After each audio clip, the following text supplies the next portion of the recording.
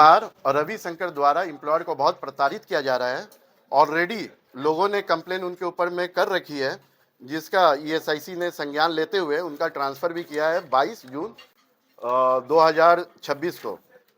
एक कंप्लेन की कॉपी है और जितने भी लोग हमारे साथ में बैठे हैं सब पब्लिक ग्रीवेंस के लिए ही बैठे हैं, सब शिकायत लेकर के ही बैठे हैं।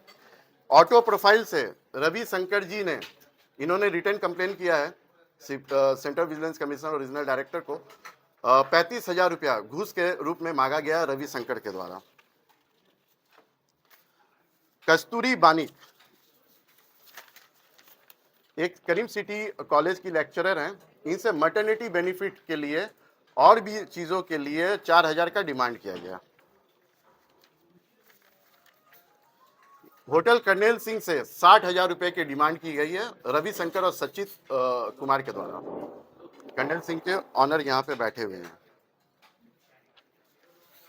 आईपी एक कंपनी के कार्यरत एक आईपी हैं, जिसको ईएसआईसी अपने भाषा में इंश्योर्ड पर्सन कहती है, ओम प्रकाश राव, ये बैठे हुए हैं।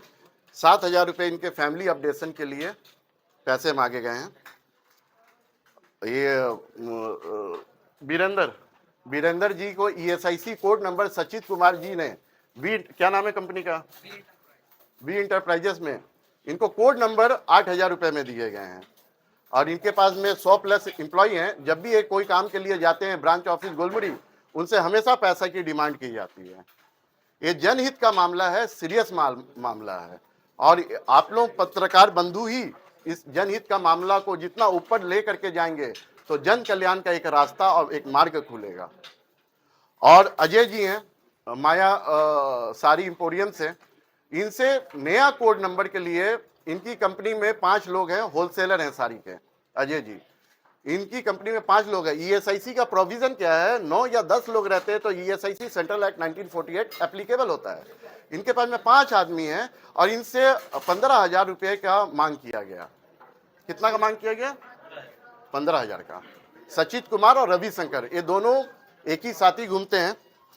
और जब ये मुद्दा में नेशनल लेवल पे central vigilance commission, national human right commission, महिला आयोग, लोकपाल ऑफ इंडिया, लोक आयुक्त, झारखंड के सेक्रेटरी को, गवर्नमेंट ऑफ इंडिया के चीफ सेक्रेटरी को जब संज्ञान में दिया, और जब इनको पता चली कि ये सब कंप्लेंट के बाद में उनकी ट्रांसफ़र हुई है, तो उन्होंने रेसिप्रोकेट करने के उद्देश्य से हमारे ऊपर भी फॉल्स एलिगेशन लगा दिए गए।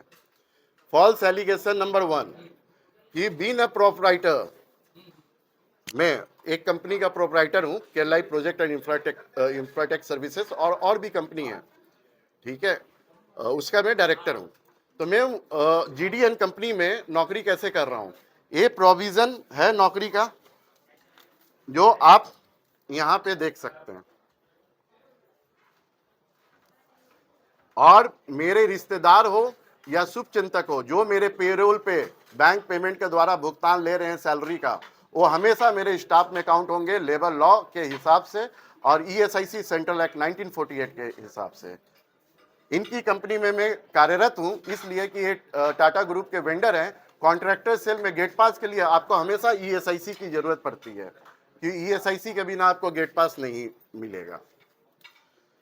और मेरे ये तो मैंने आपको बता दिया। दूसरे, मेरे फादर को जब मैंने जनहित का मामला उठाया तो मेरे फादर किसी कंपनी में कार्यरत हुआ करते थे 2004 में।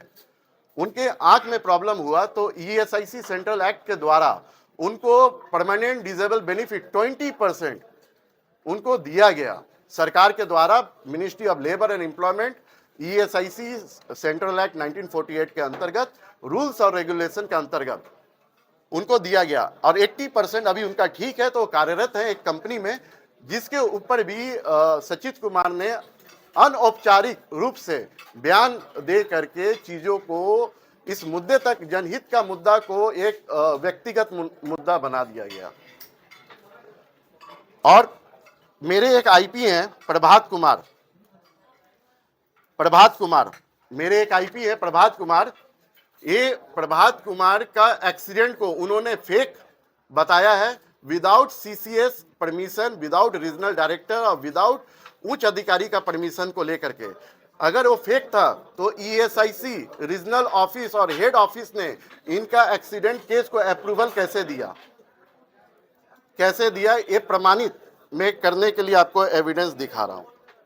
कितने पैसे का अभी तक अगर आप मार्केट सर्वे स्प्री का कर लेंगे, सचित कुमार और रविशंकर जितने लोग हैं सब भुक्तभोगी हैं। यहां से सबके तरफ आप दिखा दीजिए। अभी तक मार्केट से, ये तो मैं बता नहीं सकता हूं, आप स्टैटिस्टिकल फिगर अगर आप कैलकुलेट करेंगे तो यहीं पे 60,000 इनसे डिमांड की गई है, 35,000 रुपए ऑटो प्रोफाइल, कहाँ गए सागर जी एचआर मैनेजर है ऑटो प्रोफाइल लिमिटेड के, 35,000 उनसे डिमांड की गई और 60,000 इनसे डिमांड की, हमसे खुद 50,000 की डिमांड की गई। हम तो अपना चीज ही भूल जा रहे हैं। नहीं, मैंने तो सीधा ऊपर में कंप्लेन किया। 2025 में मैंने ऑलरेडी कंप्लेन लॉन्च किया।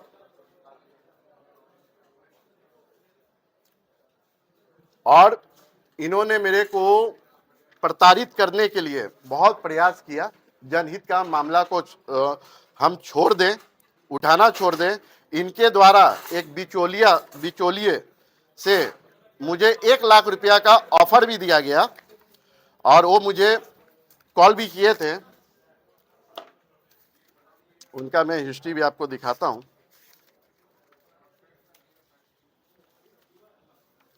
कि भास्कर जी कॉम्प्रोमाइज कर लीजिए। तो मैं जनहित का मामला में मैं कॉम्प्रोमाइज करने थोड़ी ना बैठा हूं, मैं चोर थोड़ी ना हूं, इज्जत से व्यापार करता हूं। ये देखिए मनसुख मंडाविया सर को भी मेल गया, उनका भी मेल की कॉपी, रिप्लाई कॉपी आई है। ये देखिए मनसुख मंडाविया जी।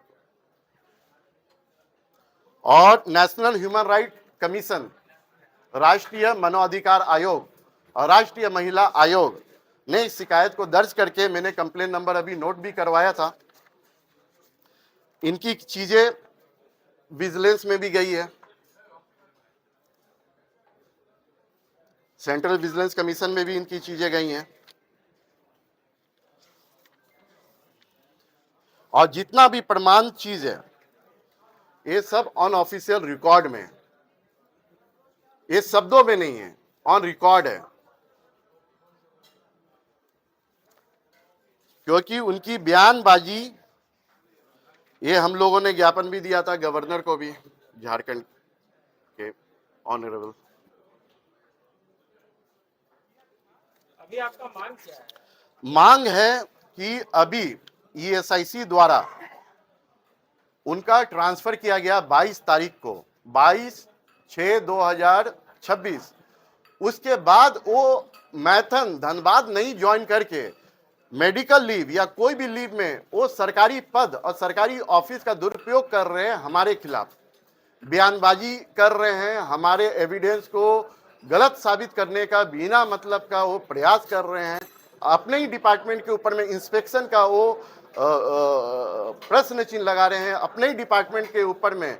आप तो थे महोदय प्रभात खबर के, आपके अपने ही विभाग के इंस्पेक्शन पे वो प्रश्न चिन्ह लगा रहे हैं, अपने ही विभाग के एक्सीडेंट रिपोर्ट पे वो एक्सीडेंट अप्रूवल पे प्रश्न चिन्ह लगा रहे हैं। और उनकी तबादला जब 22 तारीख को हो गई तो उनको मैथन में ज्वाइन करना चाहिए था ईएसआईसी हॉस्पिटल। वो 10 दिन पहले बिग शू में जा करके पैसे का डिमांड कैसे कर सकते हैं कोड नंबर के अगेंस्ट में? क्या चरणजीत भैया सही बोल रहा हूं? तो ये क्या लीपा पोती का चीज चल रहा है? संज्ञान ईएसआईसी द्वारा जनहित के लिए यही कार्य किया जा रहा है या लीपा पोती का कार्य किया जा रहा है ईएसआईसी के द्वारा कि एक आदमी को हम ट्रांसफर कर देते हैं तो मामला सुलझ जाएगा या शांत हो जाएगा? मामला दिल्ली तक जाएगी मामला।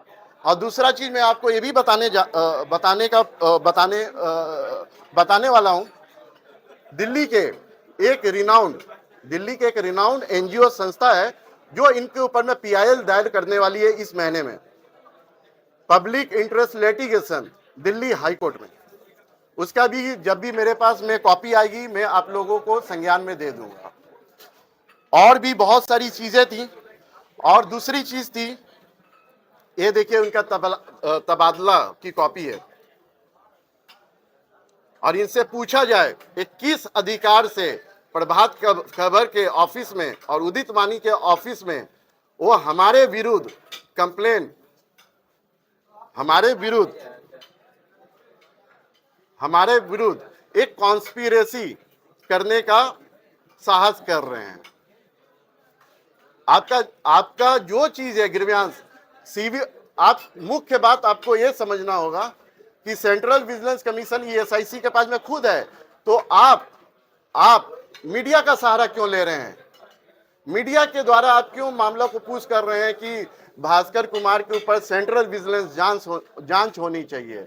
अरे जांच एजेंसी तो आपके विभाग में ही है, तो आपको किसी मीडिया की क्या मदद जरूरत हो गई? क्या मार्केटिंग कैंपेन है? क्या ये B2B मार्केटिंग वो करना चाह रहे हैं? जनहित का आवाज को दबाना चाह रहे हैं? या B2C का मार्केटिंग करना चाह रहे हैं? B2C का मतलब जानते हैं, C मतलब आप लोग जानते ही हैं, तो किस तरह का वो मार्केटिंग करना चाह रहे हैं? जब सेंट्रल विजिलेंस आपके पास में है और आप मीडिया में चीजों को प्रकाशित कर रहे हैं, गलत आरोप लगा रहे हैं मीडिया में आ करके, मेरे फादर के ऊपर में, उससे मेरी फादर की तबीयत खराब हो गई जिस दिन पहली बारी मीडिया में आया, अनौपचारिक रूप से मेरे फादर गिर गए। इसका संज्ञान ईएसआईसी लेगा?